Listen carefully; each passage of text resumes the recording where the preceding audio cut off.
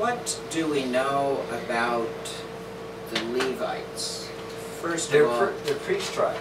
they're a priest tribe. How did they come to be a priest tribe? They were the only ones. Were they always a priest No, tribe? they were not always a priest tribe. They were the only ones who remained obedient.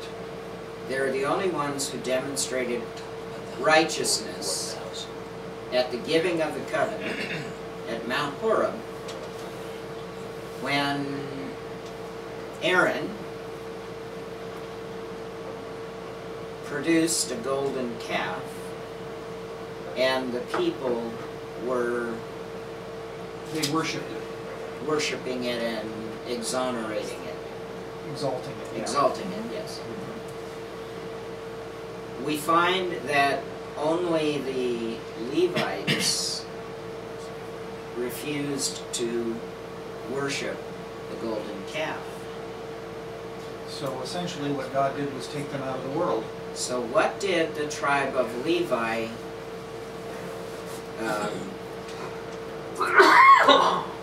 demonstrate? Righteousness. Obedience. By their refusing to worship the golden calf.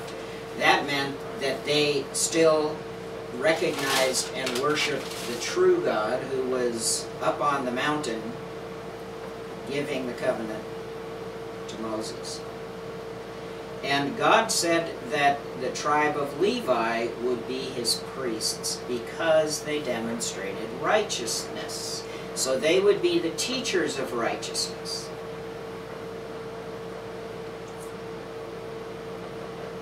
How many members of the tribe of Levi that didn't worship the golden calf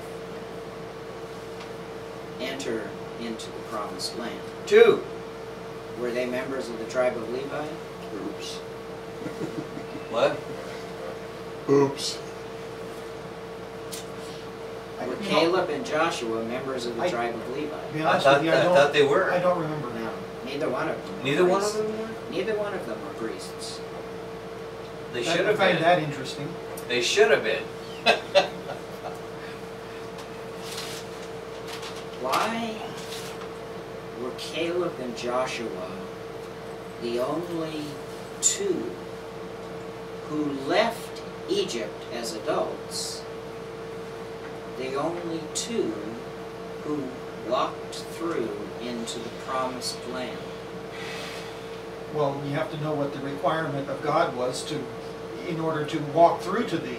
And the requirement of God Was- that now, not the suggestion, not the hope of, not what he is seeking to, but The requirement is righteousness. righteousness. The only reason that Caleb and Joshua were the only two who entered the promised land when the children of Israel ultimately entered the promised land, From the original group. from the original group that came out of Egypt, is because they demonstrated righteousness. They also demonstrated a willingness to enter the promised land at the time it was intended. It's true. Now Moses, did he enter the promised land? Nope.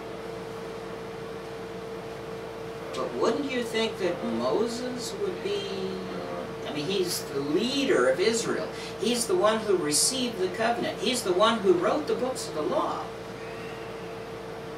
Yet Moses, although he desperately wanted to enter the promised land, was not allowed by God to enter the promised land. Why? He was unrighteous. He demonstrated unrighteousness. He must What not have been do a very you- good leader. And he What whacked do a you rock. think? What do you think God requires of His people more than anything else? Obedience. Righteousness. Righteousness. Now what does righteousness mean? What is righteousness? Now when you talk about righteousness, what does that mean? Obedience to the Right Word doing. and the will of God. right doing. Not hoping for, not deferring. Now, we talk a lot about deferment of righteousness, if that's the correct term. In other words, we are hopelessly unrighteous. Hopelessly unrighteous. That means that no matter what we do, no matter how much we want righteousness, we are hopelessly unrighteous. Well, this is what we've been taught. That's not necessarily what is true. And that the way that we are able to enter the promised land, heaven, is through the righteousness of Jesus Christ. How many people have made it through to the other side without being righteous? How many have attained to this through the righteousness of another? That theory that you can get by on Christ's righteousness, that's a little bit like identity theft, isn't it? Identity theft or Well, camouflage? if you liken it unto the flood situation, the family of Noah went through the flood, and they were saved because of the righteousness of Noah. Were they? They were saved through the flood, yes. On the other side of the flood, were they righteous? The family of Noah. No. Adam and Eve were living in paradise. They were living in the garden that God planted. Now, it wasn't the promised land because Adam and Eve had not lived anywhere other than the garden. But we can liken the garden to the promised land, right? Mm-hmm. It's a land that God planted. It's a land that belonged to God. It's a land where God dwelt. Did Adam and Eve stay in this garden? No way. What happened? They were disobedient and kicked out. They were driven out. They were driven out for disobedience, which is another word for Unrighteousness. unrighteousness. The state of wickedness got to such a point that God said, I have got to destroy the world with a flood because the wickedness is making me sorry I even created mankind. Did God wipe out every living soul on the face of the earth? No. No. There's one person that we are told that God knew he would not be justified by destroying with a flood. Why? Because he was righteous. Because he was righteous. He was righteous in his generation.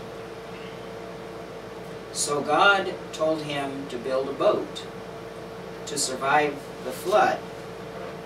So that who could survive the flood? The righteous.